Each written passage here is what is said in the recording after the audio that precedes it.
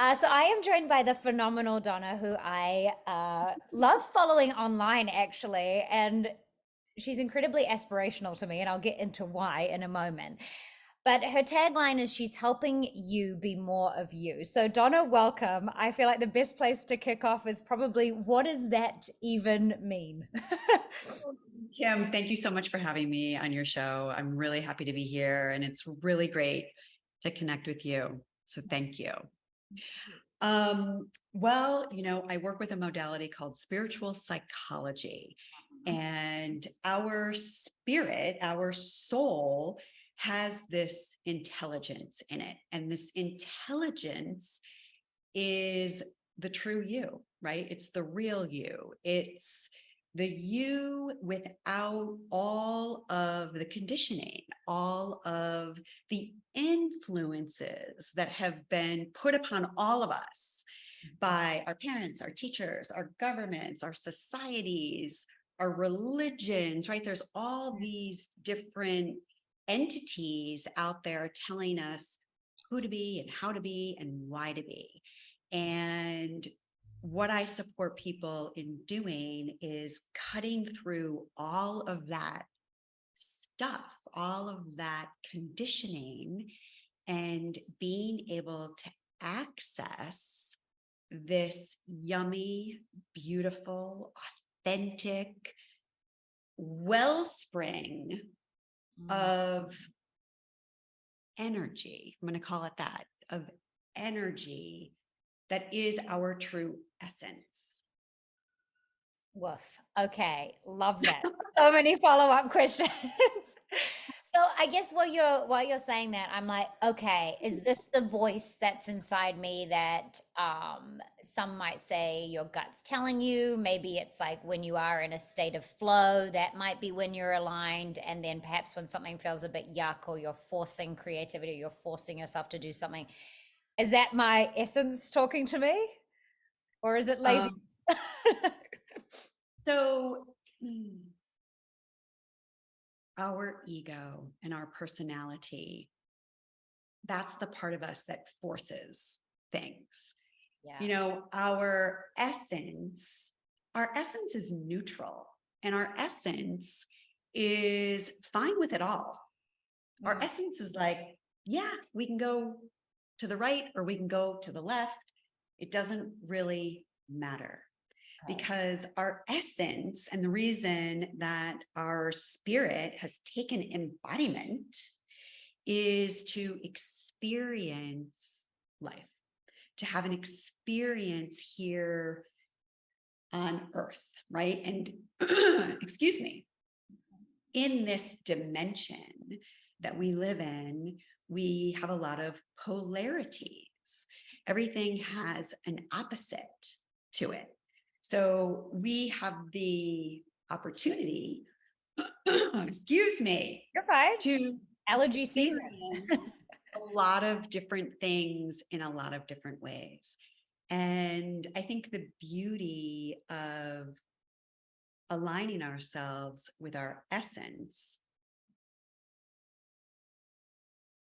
we can step ourselves out of what we think is right or wrong, Mm, good or bad, and we can move into a level of acceptance. And when we can do that with ourselves, mm. we untangle a lot of pain and suffering. Great. Okay, I'm going to use this as my own therapy session with you. So Let's do it. I feel, and I do watch a lot of your videos, and I encourage everybody else to as well, because I really hear what you're saying. I think I'm in a season, and something that really spoke out to me in your work is I feel like I'm ready to level up, and I feel like I'm in a season of kind of frustration. So either I'm not quite landing on the lesson that I'm supposed to learn in this season, or I just feel like I'm strangling things. So, for a bit of context, I'm an actress, I'm out here in LA, and I think I've just kind of come through a season of with writers' strikes and being let go from certain projects and jobs. usually I have that energy and that essence and that delight to like have a shower, start again, run the race. And I feel I'm in a bit of a season of exhaustion, a little bit of burnout, and probably a little bit of ego of feeling like because of the effort and work I've put in, I should be at a different level. So I'm sort of struggling between enjoying the journey and simultaneously wanting to propel, and also being in the knowledge of not trying to strangle every opportunity, letting things be what they are and being comfortable with that. And I'm more than happy to put myself out there and give things a go. I enjoy that part of me, but yeah, I am feeling a little bit of resistance and frustration, and I feel so far away from why I said you're aspirational at the beginning, so far away from that alignment of ease and everything happening with flow. I just feel like everything's a little clunky at the moment. Yeah. So Yeah. I don't know Say if you can more. speak to that. Yeah. Yeah. Kim, say a little bit more about strangling every opportunity, because you said it more than once. What's Yes. that? What is that? I think because I'm extremely I identify as a go-getter, hard worker, don't say no for, like really my drive is actually a personality trait that I do like about myself. I'll find a way to do it. I just feel that um it's probably rooted in a bit of insecurity at the moment because the results aren't coming. That say I do an audition and I don't hear back, then I'm emailing like any feedback. What can I do? Like how can I take control of it, or what can I do on my end to make sure that I haven't left any stone unturned? Therefore, the result is not a reflection of my effort, it's an outside source. So I'm kind of trying to micromanage every element I can on my end rather than perhaps just giving it to God or giving it to the Yeah. universe. I struggle with that part of it. Great awareness. Okay. Great awareness. Yeah. Got the I really awareness, hear you. don't have the action. Right. And so there's a middle ground here Okay. between um as you're sharing, I see like a clenched fist, Yes. as a metaphor. There's like this clenched fist. And I Mhm. think there's an opportunity, right, to like open your hand and let go a little bit, Mhm. and perhaps sink into a little bit more trust. Mhm. And maybe the universe is wanting to invite you into something that is a completely different path than the path that you have this tunnel vision for right now. And this is what we do, and this is our ego. And I totally get your drive, and I totally understand, like, you know how to get things done. I get it. They used to call me Donna the doer. Oh my gosh, I love So, it. right, like, I get it. I understand what it's like to have this forward motion, this energy, this doing, this driving, this pushing. That is masculine energy, right? So the feminine energy is more of the allowing, the receiving, the opening, and we have to have both. We have to have both. And it's not a fight that we want to get into. All right. Is it bad that my first thought, and just for context, I have high functioning depression of negative self talk. It's like when you say the receiving, part of me is like, lazy, like that's my Yeah. judgment on it. So Yeah.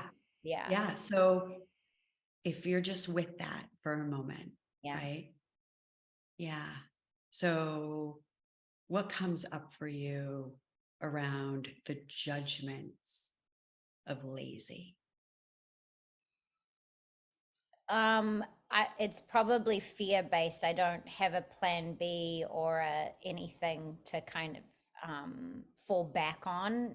And so I think there is this real hesitation to sit in that space of receiving, because my brain or negative self talk will tell me a narrative that I'm not working hard enough, I'm not good enough, it's kind of all of that comes into that space. Yeah. And what's wrong with being lazy? I don't respect it. Okay, beautiful. Great awareness. Mm-hmm. Great awareness. And is there any part of you that you could accept as being lazy? I would struggle to accept myself as like, yeah, and probably Yeah. not. Yeah. Yeah. So we're just noticing this, Yeah. right? Like, not Mhm. making this right or wrong, but there's this hold in your consciousness that is equating lazy Mm. to all these bad things. Mm. And so the behavior that is inspired is anything but that. Mhm. Yeah. It's a lifelong thing. It's like, oh, burn the candle at both ends. It's this constant need to do, this pressure from family of like, you need to relax, you need to, yeah, and it's very aware. No one listening to this podcast is like, this is an aha moment. Yeah, it's very Yeah, much, totally get it. yeah. So I am the doer. So yeah, how can I step into that space of allowing more of that feminine energy and allowing stuff to come to me when I have this, obviously that's really judgmental block of fear of doing Yeah. that in case, yeah. Well, this is where spiritual psychology gets really helpful in Right. this. Because my question for you then is, do you believe that there is a higher power? Do you believe that the universe is smarter than you? Oh, definitely. 100%. Yes, of course. Right? So if that's true, the universe is smarter than me, then I have to move into a level of acceptance that maybe I don't have all the answers, Mm, right? yeah.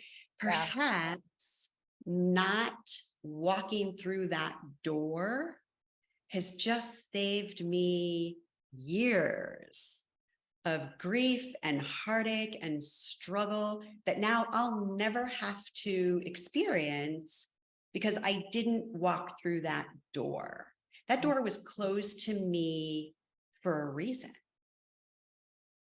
But we don't think that. We think, oh no, I've got my heart set on going through that damn door. And I am going to break down that door and I am going to get through it, even if I hurt myself on the way. Mm. Totally. Yeah. Yeah, and I definitely have that sadisticness of like, it's okay, at least I try, if I get hurt, at least I gave it a go, or at least yeah. So cool. Yeah. Well, I think there's an opportunity here to recognize life is working with us. Life is working for us. And I'm going to give you a really short story on this. I don't think I've ever actually told this story on a podcast, so this is kind of fun. Um, Before I started doing any of this work, I was the West Coast Vice President of Sales and Marketing for this little hospitality company called Sunstone Hotels. And there was one year this company trip. It was an all expense paid trip to Cancun, Mexico. And there were only the way that you got to go on the trip was you had to achieve your sales goals, exceed your revenue targets, and I don't know, get some more market share or something. So I was one of the vice presidents. Now there was only two vice presidents. There was the East Coast vice president and the West Coast vice president. And I had a ton of salespeople in my region who achieved their revenue targets, gained all this market share, and like a ton of my people were going on this trip. Mm. I achieved my revenue targets and my market share goals. Yet the East Coast guy, he achieved his just a little bit more than I did. And he got to go on the trip and I could not go on the trip. Well, this was a small company. I was in the vice president's office. I was in everybody's office. Like, come on, please help me. I don't understand why I'm not going on this trip. I was so mad. I was pissed for like 3 months. Mm-hmm. Because, you know, you get the year-end results and then you got to wait for the time to pass from the time that the trip comes. Anyways, the trip to Cancun, Mexico is happening. Everybody in the company, it seems, is in Cancun, Mexico, except for me and human resources, right? Like we're stuck home back in the office. And that week I went on a blind date with a guy who was in from out of town. Today, I've been married to that guy for 15 years. Mm-hmm. Beautiful. The universe was doing me a solid, right? But I wasted all this energy and all this angst being pissed off that I didn't get my way when the universe was really like doing me a solid. Wow.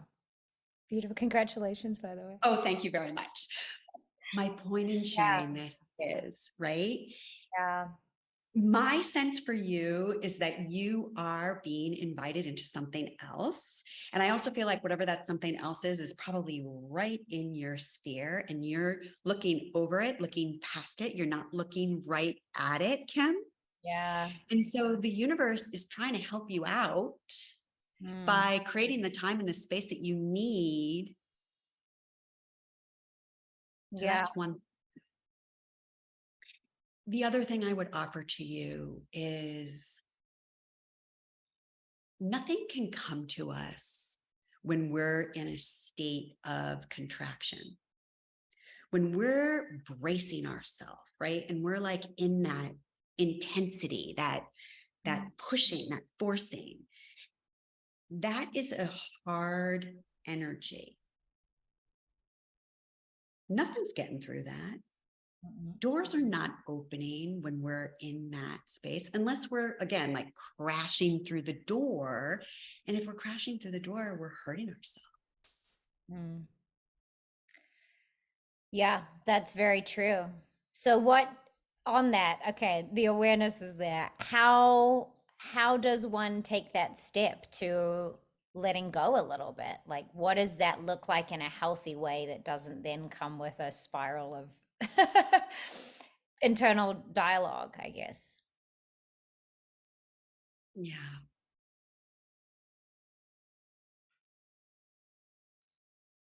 How can you call the bluff on that spiral?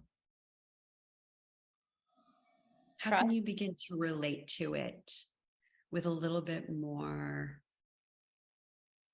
compassion?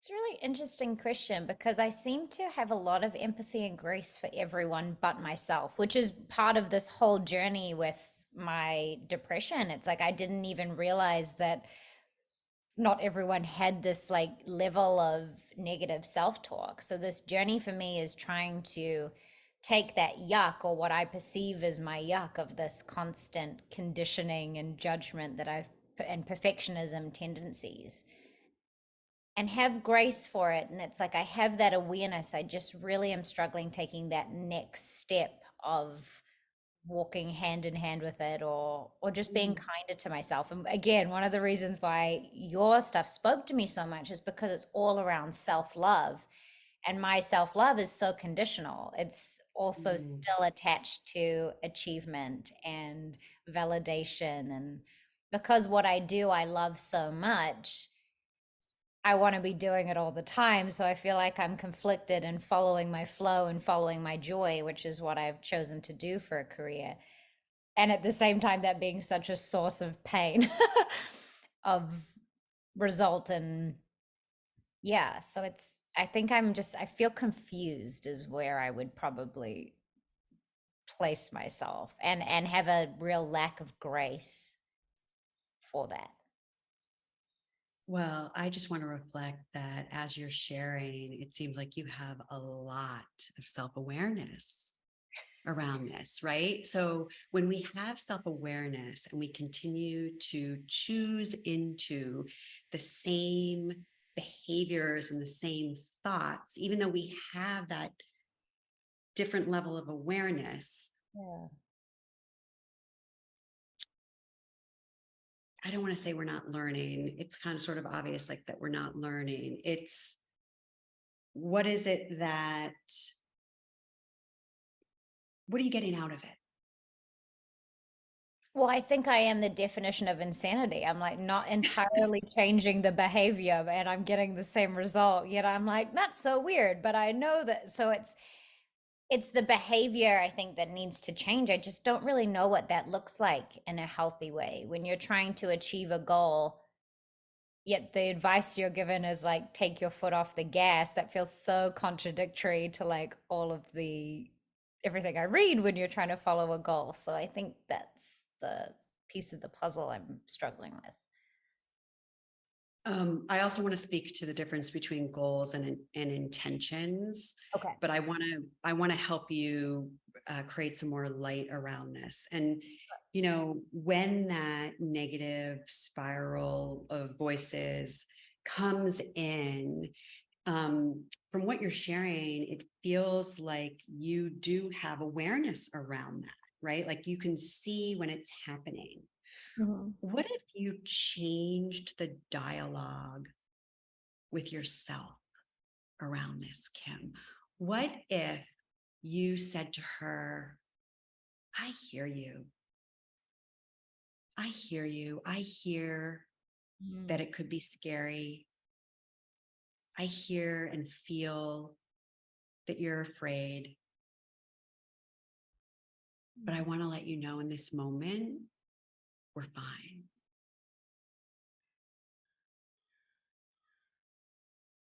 Yeah, that's so interesting that my body feels like my throat chokes up at that. It's like there's definitely some block in acceptance for that. Hmm. If that Mm. could speak, what would it say?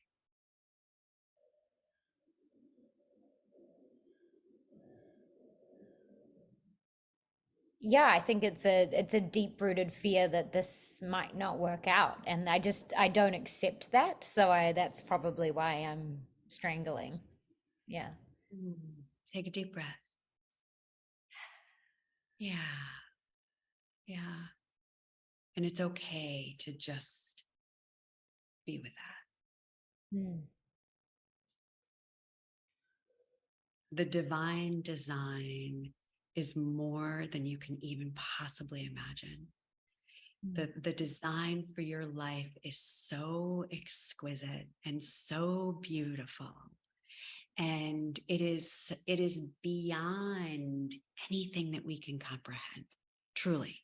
Mm. It is beyond anything that we can comprehend. And so we hold on, right? We grip to what we think is Mm. going to make us happy. But if we can open ourselves and trust, right? Like, okay, maybe the universe is smarter than me. And maybe I am being directed towards what I would love and towards my highest joy, but maybe it doesn't look like how I think it's supposed to look. Mm. Yeah. Yeah, I mean, that would be great. And I can be very optimistic about that and I can totally accept that. Yeah, I carry a lot of shame around not feeling secure in this path, I guess. It's because my talent lies here, like my joy lies there. It's just the journey is painful and I think it's an ego thing again of like not wanting to fall into the trope of like, oh, it's so hard being an artist and stuff. Like I don't know, I don't really, but I guess it is. And I need to be kinder to myself in that journey. I also want to reflect that you're holding in place the disappointment that you experience each time it doesn't happen the way that you want it to happen. So perhaps you need a really strong North Star. And maybe that really strong North Star is this vision of how you want to be working, what you want it to look like. Mm. And this is the difference between a goal and an intention, right? Yes. And when we have a goal, it can be very specific. You know, we're trying to land in an exact location, and our ego mind will come up with very specific steps that we have to take in order to arrive at that very specific place. Mm. I want to suggest that if we're going to enlist the power of the natural world, we're going to partner with this higher part of ourselves, our spirit, this essence part of us that incidentally holds the keys, that has the code for who we've come to be in this life. We have to get our ego mind and that part of us that thinks it knows better to step aside and be in support of that higher perspective. And just think about it for a minute, right? If you're standing at the top of a mountain, you have a much wider range of view. You can see far out into the distance in a much different way than when you are standing at the bottom of the mountain. Our ego self is at the bottom of that mountain. It can't really see up ahead. But our higher self can see things that we're not privy to. So when we set an intention says, hey, universe, God, my soul, however you want to relate to it, it doesn't matter, right? Whatever your sense of a higher power is, my intention is that I want to end up in Boston. I'm in LA right now and I want to end up in Boston. And I know that there's a million different ways that I can go to get from Los Angeles to Boston. But I trust that whatever path I take, I'm going to meet people along the way and learn things I need to know and acquire gifts and talents and abilities that are going to support me when I arrive in Boston. And if there's something even better than Boston, I'm open.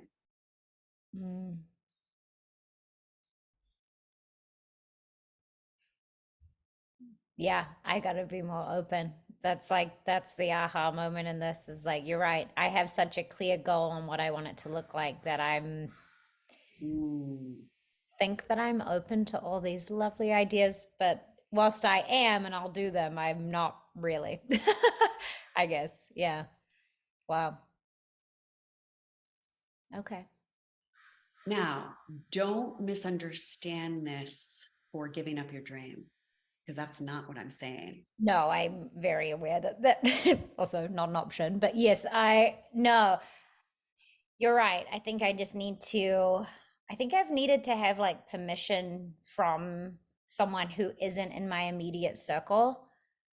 Does that make sense? I feel like, my family's response is like, oh, like come home. Like it does feel like a give up situation, and that I really don't like that. It's a loosening of the reins of keep or let me repeat what I think that you're telling me is kind of like know where I'm heading, but be a little bit more open of the route in which it goes. And when I receive disappointment or rejection, that it's happening for me, and to keep moving forward, but also, be a little bit more aware and take my blinders off of what else is presenting itself, because it could be a lily pad to move me forward in a different path. Would that be kind of what you're saying? Beautiful, Kim. Yeah. And I would invite you to reframe some of these core pain points like disappointment and rejection, right? Like, what if Yeah. rejection is really refinement. Mm-hmm. Yep.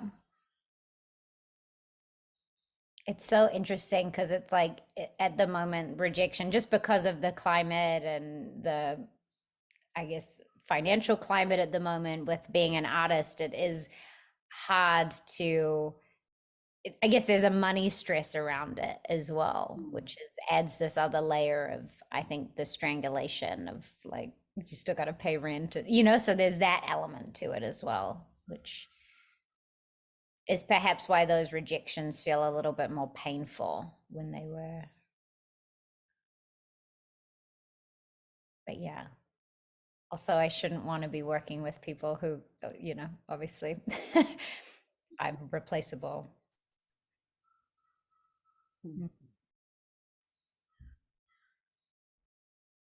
You're good. Donna's good. How long, I mean, sorry, I have totally made this all about me, but how long have you been doing this kind of work? And I'm glad, thank you for that. I'm glad that people have a glimpse in kind of how you can redirect a conversation. I'm very grateful. I have been working as a full-time coach using the modality of spiritual psychology for the past 7 years, since 2016. And I left my big fat corporate career and I stepped down, which, was a big, scary Yeah. thing, going from having that direct deposit paycheck to the world of entrepreneurship, right? And when I stepped down, I did not become a coach. As a matter of fact, when I stepped down, there was still not one bone in this body that knew that I was going to become a coach. When I voluntarily resigned my role with the Ritz-Carlton, I hung out a shingle as a marketing consultant. And I built myself a bridge, essentially. And I didn't know that I was doing it at the time. But as I look back on it now, that's what I was doing. I was dramatically reducing the amount of time that I had to report to a corporation, which allowed me to put my attention on my studies and earn my master's degree in spiritual psychology with an emphasis in consciousness, health, and healing. And I was still able to earn like a decent amount of income as a marketing consultant because I had been in the business for 28 years and I had contacts and that whole thing. But if you had told me, oh yeah, you're going to be in these sacred, intimate, one-on-one conversations with people, I would have said, oh yeah, there's no way that that's happening. Like, there's no way that that's happening. I had a big job with a big company and, a big department with 60 people under. I mean, I couldn't have even imagined it at the time until I was walked into it in a way that was miraculous. And then I was like, wow, something's happening here. And there's some gifts that I have that are coming forward in this kind of a thing, So it was definitely a discovery that I made about myself, as opposed to, a goal and an endeavor that I had sort of set out for. But I do want to say this, and I think this is an important piece of the equation, as I suggest to you, like, what does your North Star look like? I also had a North Star, and my North Star had some pillars. And those pillars were, I wanted a lot of freedom. I wanted to call my own shots. I wanted to make a more meaningful contribution to the world. I wanted to make a more meaningful contribution to my own life. I wanted to play more. Like, I had these pillars, and all of my pillars were fulfilled, but the end game ended up looking like nothing that I could have imagined on my own. That's really inspiring. That's beautiful. It's so interesting because meeting you in this chapter, I can't imagine you doing anything else. Like it's so interesting as someone who's just reading, like it just feels like it's so yeah, you embody what I feel is aspirational. I feel like your shoulders aren't tense. I feel like you are present. So I definitely aspire to have that. But my own version of it, because I have got a bit of bite and a bit of flair, and like in a different element of, I don't know if I'll ever be a Zen super guru because I'm just too wire, like I guess that calmness that I aspire to, I think mine will always look slightly different. Uh Yet, yeah, I think your energy it's so attractive to me because it does feel so calming and so nurturing and so maternal to me, which is interesting. It's that feminine energy that I'm lacking, that I'm attracted to. Um, yeah. And I have a lot of fire. I got a lot of fire. I have a lot of masculine energy. And so I just really want to invite. How does it show up for you then? I guess because I Oh don't. boy. Because I still know how to move things forward. I'm not afraid to speak up or stand out or get things done. You know what I mean? So I think Sure. anytime you have that like driver energy, that's that fire. And that's who we are, right? Like that's amazing. And people yearn for that. People want that. Like not everybody has that. Yeah. And how can we balance it? How can we balance it so that you have both? It's so funny. I'm like totally working with this right now. And I literally have this symbol Oh, beautiful. sitting on my Yeah. desk. Yeah. This is the Tai Chi symbol. This is the yin yang symbol. This is the representation of both. But when you look at the symbol, notice that the symbol itself comprises both Mm, the yin and the yang, the black and the white, mm, the masculine and the feminine. And it's like, this is the aspiration. And it's our humanness and our divinity. mm. It's our essence and our form. That's beautiful. And can I check in? How do you feel like you're doing with your yin and yang? Do you feel pretty balanced? Staying balanced is a daily opportunity.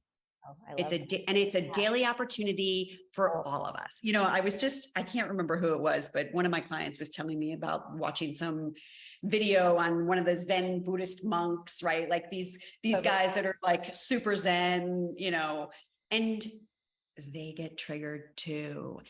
They have off balance days too. And I think if we're buying into the misbelief that like one day we're going to get to like this 24/7 365, it's just not natural. Let's be honest. It's just not natural. It's like there's 4 seasons. You know what I mean? The sun comes up and the sun goes down. There is rhythm and flow to everything in life. And we also have rhythm and flow. And so, what if we could just stop judging the dips and the valleys and stop idealizing the peaks and saying, like, oh, it's supposed to be all cherry and peak 24/7? It's how. Mm. So, what I help my clients do is I give them a lot of tools that they can work with themselves, right? This is about the relationship that we have with ourselves. And are we going to be that relentless driver kicking our own ass when we're down? Mm. Or can we stand on the sidelines and be our biggest cheerleader? Did you ever have trouble with that? Yes, of course. you don't get this job for no good reason. Oh yeah, well, I wonder. I just and I do have to say I didn't mean any disrespect by not saying fire or it. I totally accept that you have all of that. So I just wanted to. I'm kicking myself inside. I didn't mean Oh, no, any. no, no, no, no, no, no. Um, Mm-mm. which of course you have. Yeah, I think it's like seeing. I guess as a perfectionist as well, like seeing and the way that you can have a successful business but also have this. I think that is what I really admire in you, and I totally understand it as a daily choice that you get there. I do think it helps though, seeing tangible examples of something that you're striving for, and the fact that you can be so successful and you've written books and you're doing this, but at the same time you can sit in and be present and listen. I guess that is what I find really aspirational about you. So I just wanted to touch on that. I didn't in any way mean that you don't have fire or drive. You're right. You would Oh, have no, I know that. done that. Okay, good. Um, yeah. So how do you have any tangible tip for everyone listening? Because most people who listen to this podcast are overachievers. Of sitting on the sideline a little bit more or being a cheerleader. Is there a practical way that you were able to do that? Perhaps in your previous chapters? Yeah, I want to speak a moment though to all of the perfectionists out there, because I also hold that shadow. I don't know if you know the Enneagram. Mm-mm. No. So the Enneagram is a personality typing system. Oh, And it's really brilliant because it marries 2,500 years of spirituality with psychology. And it gives you these 9 archetypes, essentially. And we all have all 9 archetypes within the framework of our personality. mm, The reason that the Enneagram is so beautiful and brilliant, I think, is because the understanding what our primary archetypes are can help us see the lesson plan that we have come here to this life to work with. And mm, I happen to be number 1 on the Enneagram, which is the reformer, and the shadow to the reformer is the perfectionist, right? Like, look around, you see, like, this is me, it's not made up, like it is this shiny. yeah, totally. And being on the spiritual path, there's been a lot of my own self-judgment Mm. for that, right? For being the perfectionist, and then all of the things that come with that. And I have my good days and I have my bad days like everybody else. But I am really at a place right now in my life where I have stopped judging my perfectionist. And if she wants things to be all shiny and pretty, well, knock your sweet self out. It's fine. Go for it. Right. Perfect. And I recognize when that is out of balance, because that can be out of balance like everything else or anything else. Mm. It really means that we're running a story of not enoughness. Yeah, that's my core wound. Yeah. Mm, Right. mhm, So what's the core healing to that is acceptance mm, and calling your bluff. Once again, calling your bluff when the spiral of you're not talented enough, or you're not pretty enough, or you're not smart enough, or you're not good enough, and fill in the blanks with the enough, a lot of it's not true, mm, Kim. mm. Which is such a new learning for me. I just assumed, I mean, in this journey, I just learned that my brain could lie to me. I really didn't know that. I kind of believed everything it was saying because it could provide evidence like this of reasons for stuff. And so, yeah, it's Yeah. yeah. When you access that higher part of you, Mm, that higher part of you sees it completely different. Whew, I feel that. Yeah. Wow. And that's why it's so important and necessary that we begin to cultivate a relationship with that part of ourself, because that part of ourself is not trying to achieve anything or get anywhere. That part of ourself loves us unconditionally and knows inherently that we are good. We are worthy because we are breathing. Yeah. That's so good. You got a friend here now. Oh, I miss me some cat. You have I no know. idea. Powder's like, this is a good chat. I'm gonna get involved in it. Um, I realize I've taken more of your time than I needed to. I would love though for you to speak about your book and speak about the services you offer, because I know anyone listening to this would be like, woof, I'd love to have 40 minutes with Donna and she could, shine light on my darkness so we know where to focus, and bring light to that as well. So yeah, what kind of services do you offer, and can people get a lot of this teaching from your books as well? Yeah. So my book is called Original Wisdom, Harness the Power of the Authentic You. And it's sold at all the major booksellers, so you can find it pretty much anywhere. I have just recently launched my self-guided coaching journey that is online. It's designed to be a 9-week journey, and you get 6 months to work your way through it. It's called Empower the Authentic You.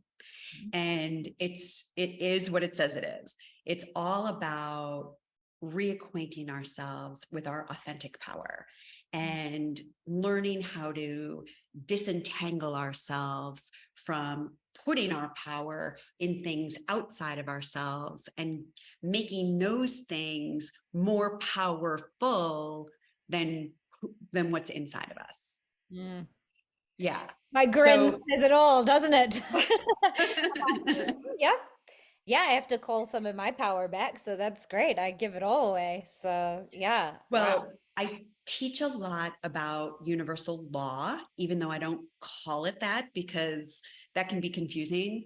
But I really give people a whole new set of ways to see the world and how to work with yourself and how to work in alignment with the universe in a way in which you're in harmony, in a way where you're following your own natural rhythms and the natural rhythms of life, so that we're not crashing ourselves into a door that's closed to us on purpose. Guilty, guilty, guilty. So I'm the perfect subject for this. Yeah, this is great. Yeah, cool. Yeah. So it's called Empower the Authentic You, and you can go to empowertheauthentic.you.com and you can learn about that there. And And is that, then, sorry, is that a personal resource that people do like on their own time? yes, Okay, great. Cool. Okay.